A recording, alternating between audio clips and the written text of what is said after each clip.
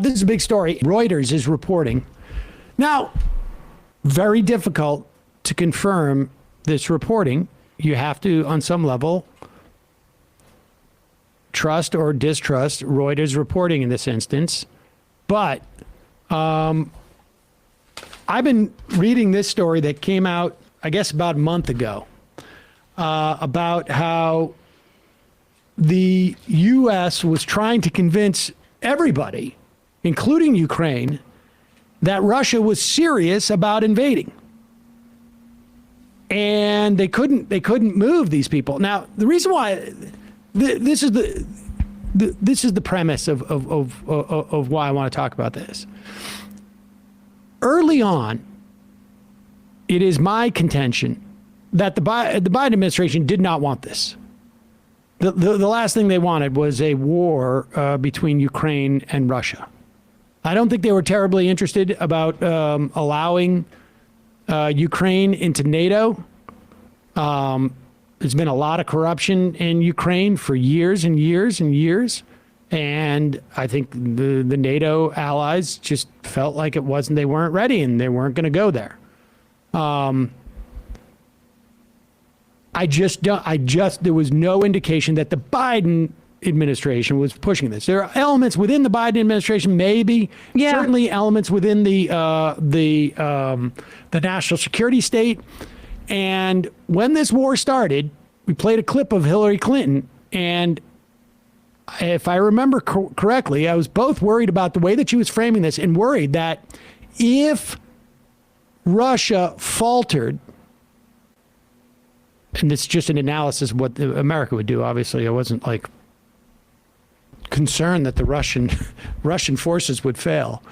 But if they did, that the United States would see an opportunity, and maybe broadly NATO, to capitalize on this. She essentially said as much. And we would be having this analysis, I think, differently if Hillary Clinton was the president right now, as opposed to the people that Joe Biden... I mean... Probably, but who knows, right? I guess. I'm not going to speculate on what Hillary Clinton would have done or not, but I mean... But the point I wouldn't have been surprised. But the point is, Biden administration was clearly reluctant. Right. And then at one point, the Ukrainians were doing too well for the United States to not, and the NATO, and I think NATO broadly, to hear the siren song of like unforced error by Putin. I mean, if Putin's agenda was to defend against NATO, guess what? Failed big time. Yeah. Couldn't have energized the NATO coalition more at a time where it was probably at its lowest ebb, I think, in terms of like coherence and cohesiveness, rather. Mm-hmm. And now you have two new countries already in NATO. And I would be surprised if this doesn't create a trajectory for Ukraine, although maybe not. But the point is, Reuters reports that Putin's chief envoy on Ukraine told Putin as the war began that he had struck a provisional deal with Kyiv that would satisfy Russia's demand that Ukraine stay out of NATO, which we have been told by the campists. Because I really don't know any other entity. I mean, I suppose some of the conservatives, Tucker Carlson, who have been pushing this line that Ukraine should surrender, that the United States forced Russia into this.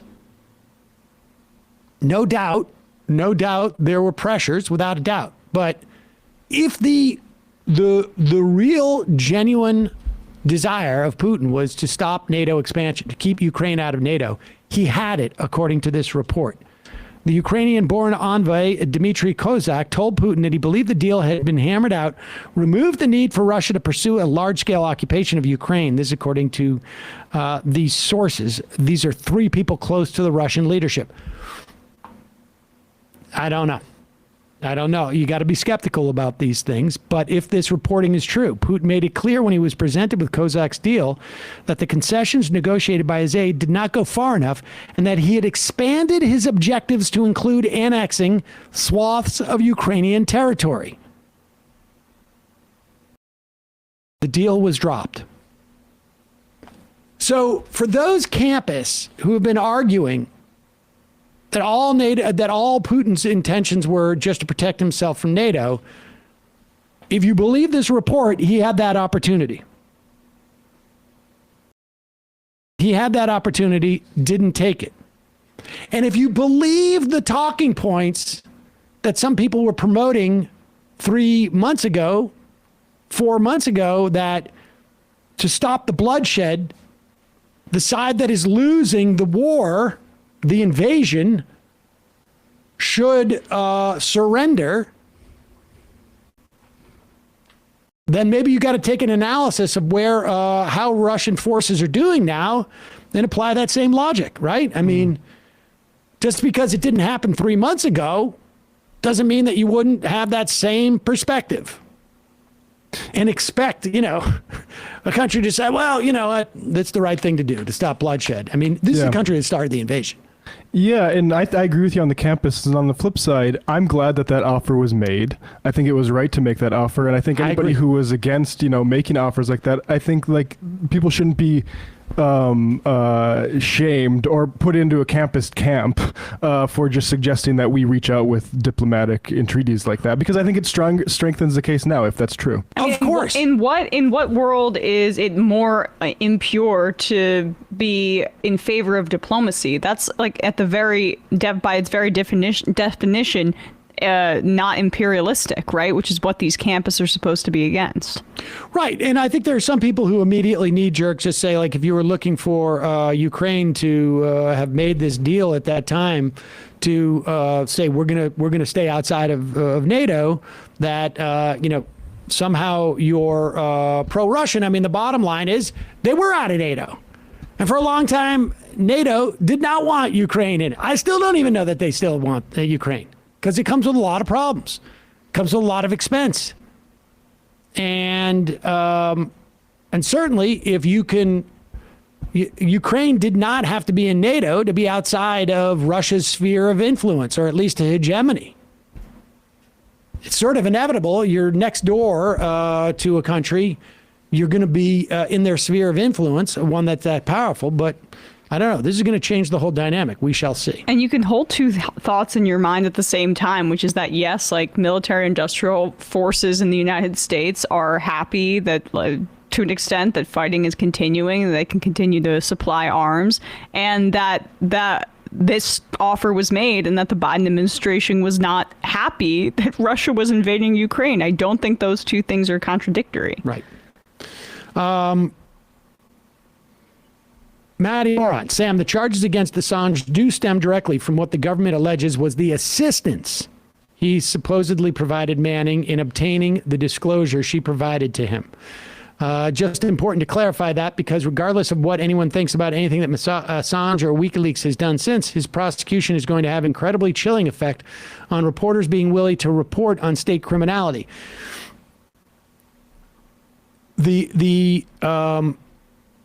And to be fair, I mean, I think there's 18 indictments, and there were superseding indictments. The issue was not ultimately the reproduction of these materials and receiving the stolen materials. The issue was that the government contends that WikiLeaks aided Manning's essentially leaking this information, which is different from receiving the leak. Yes, you're right. And I also just think that it's enough already, any way you slice it, in terms of this government's pursuit of Manning.